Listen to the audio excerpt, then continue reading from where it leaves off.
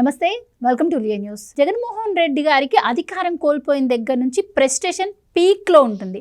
అందుకే ఆయన బయటికి వచ్చి మీడియాతో మాట్లాడిన ప్రతిసారి కూడా కూటమి ప్రభుత్వాన్ని లేదు అంటే అధికారులను కూడా బెదిరించే వ్యాఖ్యలు చేస్తూ ఉన్నారు. ఇక ప్రభుత్వం కూడా చూసింది నిన్న మొన్న పీపీపీ మోడల్లో మెడికల్ కాలేజీలు నిర్మించడానికి ఎవరైతే ప్రైవేట్ వాళ్ళు వస్తారో మేము వచ్చిన తర్వాత వాళ్ళు అంతు చూస్తా అని ఒక మాట అన్నారు. ఈ మాట విన్న తర్వాత పవన్ కళ్యాణ్ గారికి బాగా కోపం వచ్చింది. ఈరోజు ఆయన స్పందించారు.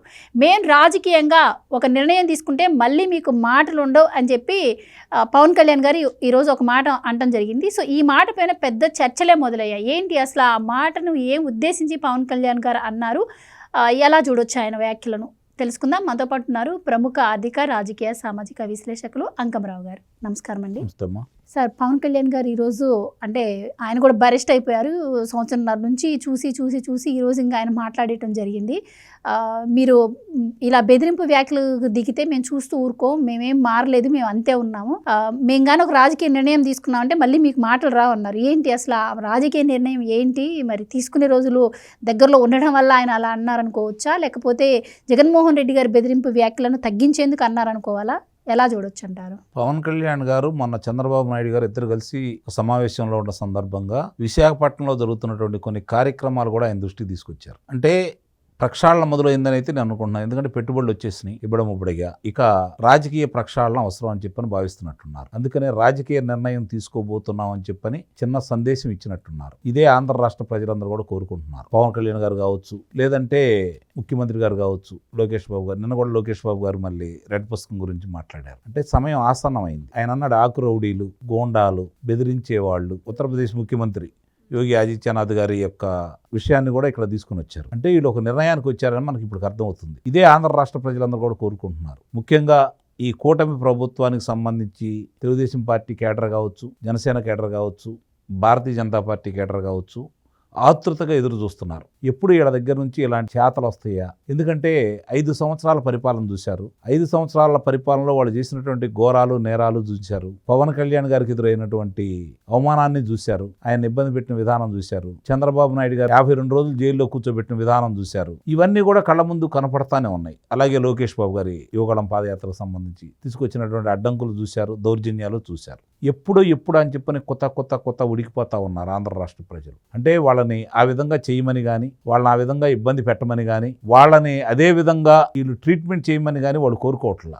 వాళ్ళు చేసినటువంటి తప్పులన్నీ కళ్ళ ముందు కనపడతానే ఉన్నాయి. ఈ రోజు కూడా ఆ ఆకురౌడీలు అనుకున్న వాళ్ళు కావచ్చు, ఆ రాజకీయంగా వాళ్ళు చేసే దౌర్జన్యాలు కావచ్చు, అలాంటి వాళ్ళు ఈరోజు కూడా విచ్చలవిడిగా ఆంధ్ర రాష్ట్రంలో తిరుగుతూ ఇష్టారీతిగా మాట్లాడుతున్న విధానం చూశారు. అది తట్టుకోలేకపోతా ఉన్నారు ఆంధ్ర రాష్ట్ర ప్రజలు కూడా. కారణం ఏంటంటే ఏ రాజకీయ పార్టీకైనా, ఏ కూటమికైనా ఇలాంటి విజయం అనేది అతి తక్కువ సార్లు ఓ చరిత్ర సృష్టించే విధంగా రావడం అనేది చాలా తక్కువ సార్లు జరుగుతూ ఉంటుంది. అలాంటిది ఎందుకు 151 స్థానాలు ఇచ్చిన వాళ్ళు అతనికి 11 స్థానాలకే పరిమితం చేశారు. కారణం ఏంటంటే ఈరోజు నిజంగానే రఘురామకృష్ణరాజు గారి విషయాన్ని కూడా బయటికి తీసుకొచ్చేసి ఆయన 6 అడుగుల బుల్లెట్ రఘురామకృష్ణరాజు గారు అని చెప్పని సంబోధించడం చూస్తూ ఉంటే, అంటే ఆయన చేసిన పోరాటం వీళ్ళతో పాటు, వీళ్ళకంటే ఒక రకంగా చెప్పుకోవాలి అంటే వీళ్ళు సమయం సందర్భం వచ్చినప్పుడు పోరాటం చేశారు. కానీ ఆయన నిత్యం రఘురామకృష్ణరాజు గారు నిత్యం ప్రజలను చైతన్యపరుస్తూ 4 సంవత్సరాలు ఆ ప్రభుత్వం చేసినటువంటి తప్పుల్ని, జగన్మోహన్ రెడ్డి చేసినటువంటి తప్పుల్ని నిత్యం ప్రజల్లోకి తీసుకెళ్లి పోరాటం చేసి చావు అంచుల దాకా ఎన్నికొచ్చినటువంటి వ్యక్తి రఘురామకృష్ణరాజు గారు. అంటే ఈ రోజు ఎందుకు మాట్లాడారు అంటే రఘురామకృష్ణరాజు గారి గురించి కూడా కొంతమంది అధికారులు మాట్లాడిన విధానాలు కూడా పవన్ కళ్యాణ్ గారు ఈ రోజు నర్మగర్భంగా చెప్పారని అయితే నేనైతే భావిస్తున్నాను. అంటే ఒక నిర్ణయానికి వచ్చారు. ఆ నిర్ణయాన్ని అమలు చేయాలని చెప్పిన ఆంధ్ర రాష్ట్ర ప్రజలతో పాటు నేను కోరుకుంటున్నాను. ఎందుకంటే మాటలకే పరిమితం కాకూడదు. మాటలకే పరిమితం అయితే నాన్న పులి సామెతలాగా ఉంటుంది. పవన్ కళ్యాణ్ గారు ఒకసారి మాట్లాడారంటే ఎనికిపోతారని నేనైతే భావించట్లేదు. ఆయన ఒక నిర్ణయానికి వచ్చింది. అందుకే అన్నాడు, ఒక నిర్ణయానికి వచ్చిన తర్వాతే నేను ముందుకు వచ్చాను. ఇవాళన్నీ కొత్త కాదు. నేను పొట్టి శ్రీరాములు గారు, బూర్గుల రామకృష్ణారావు గారు ఇలాంటి వాళ్ళందరినీ ఆదర్శంగా తీసుకొని నేను రాజకీయాల్లోకి వచ్చాను.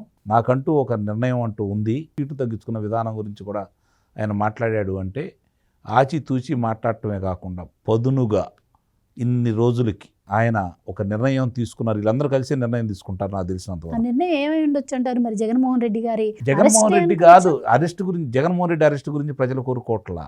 జగన్మోహన్ రెడ్డి దేవుంది ఇవాళ కాదు రేపైనా అరెస్ట్ చేయొచ్చు. ఈ ఇందాక ఆయన చెప్పినట్టు ఆకురౌడీలు, అన్యాయం చేసిన వాళ్ళు, గ్రామాల్లో ఇబ్బంది పెట్టిన వాళ్ళు, ఆస్తులు లాక్కున్న వాళ్ళు, వ్యాపారస్తులను బెదిరించిన వాళ్ళు, ఇప్పటికీ బెదిరిస్తున్న వాళ్ళు, దౌర్జన్యం చేస్తున్న వాళ్ళు, అధికార పార్టీ పంచన చేరి ఇంకా పెత్తనం చేస్తున్న వాళ్ళు, వాళ్ళతో పాటు జగన్మోహన్ రెడ్డి కూడా ఉంటాడు. ఎవరిని వదిలిపెట్టన్న కారణం జగన్మోహన్ రెడ్డి గురించి ప్రత్యేకంగా చెప్పాడు కదా. అంటే చర్యలు ఉండబోతున్నాయి అని చెప్పని చక్కని సందేశం ఇచ్చాడని అయితే మనం భావించవచ్చు. దాన్ని అమలు చేయాలని చెప్పని ప్రజలతో పాటు మనం కూడా కోరుకుందాం. అమలు చేస్తారని ఆశిద్దాం. ఎందుకంటే ఇబ్బడముబ్బడుగా పెట్టుబడులు వచ్చినాయి, అవి ల్యాండ్ అవుతూ ఉన్నాయి, వాటి పనులు అవి చేసుకుంటా ఉన్నారు. ఇక ఇప్పుడు రాష్ట్రం, కూటమి, రాష్ట్ర భవిష్యత్తు, దానికి అడ్డుపడుతున్నటువంటి ఇలాంటి వాళ్ళందరినీ కూడా ఆయన అన్నాడు, మక్కెలు ఎరగదీసి బొక్కలో వేస్తే ఎలా ఉంటుందో చూపిస్తాము అని చెప్పని. అంటే అంత పదునైన మాటలు ఆయన వాడాడు. అంటే ఒక ఉప ముఖ్యమంత్రి గారు ఏమీ అంటే వాళ్ళందరూ కలిసి కూర్చొని మాట్లాడుకోకుండా ఆ విధమైన నిర్ణయం తీసుకున్నారని అయితే నేనైతే భావించను. ఎట్టి పరిస్థితుల్లో కూడా ఆయన ఈరోజు ప్రజలు ఏం కోరుకుంటున్నారో ఆయన నోటి వెంట వచ్చిందని అయితే నేను భావిస్తున్నాను. నిజంగా ఇది వాళ్ళకి ఒక హెచ్చరిక లాంటిది. అది హెచ్చరిక చేయటం కాదు, అమలు చేయాలి. రెడ్ బుక్ మళ్ళీ ఓపెన్ చేస్తున్నారు అంటారు. నిస్సందేహంగా, అందుట్లో అనుమానమే లేదు. ఆ విధంగా నిన్న మరి లోకేష్ బాబు మాట్లాడాడు కదా. అంటే వీళ్ళందరూ మాట్లాడుకోకుండా అయితే ఏమీ చేయరు నాకు తెలిసినంతవరకు. ఇప్పుడు దాకా ఇందాక నేను అన్నట్టు పెట్టుబడుల గురించి ఆగారు, అవి వచ్చినాయి. ఇక ఈ పని మొదలు పెడితే ఈ పని మొదలు పెట్టాలంటే 48 గంటలు చాలన్నాడు. బెదిరిస్తుంటే ఇది కూడా 48 గంటలు చాలన్నాడు. అవును అవును. అంటే వాళ్ళు ఎవరెవరు ఏం మాట్లాడుతున్నారు, ఏం చేస్తున్నారు అని చెప్పని వాళ్ళ దగ్గర సమాచారం లేకుండానే ఆ మాట అంటాడా? అన్నాడు కదా. అలాంటి వాళ్ళందరినీ నలుగురిని తీసుకొని చర్యలు తీసుకుంటే 4,000 మంది మాట వింటారు. అవును. కాబట్టి అదేవిధంగా ముందుకెళ్తున్నారని, వెళ్ళాలని ఇన్నాళ్ళకి ఆంధ్ర రాష్ట్ర ప్రజలు కోరుకున్న విధంగా ఉప ముఖ్యమంత్రి గారి నోటెమ్మట, అలాగే లోకేష్ బాబు గారి నోటెమ్మట వచ్చినాయి. పదే పదే చంద్రబాబు నాయుడు గారు హెచ్చరికలు జారీ చేస్తున్నారు. కాబట్టి ముగ్గురు కలిసి వీళ్ళందరికీ తకదీంతో మొదలు పెడతారని అయితే నేను భావిస్తున్నాను. Right sir, thank you so much అండి. Please subscribe to Leo news for more videos.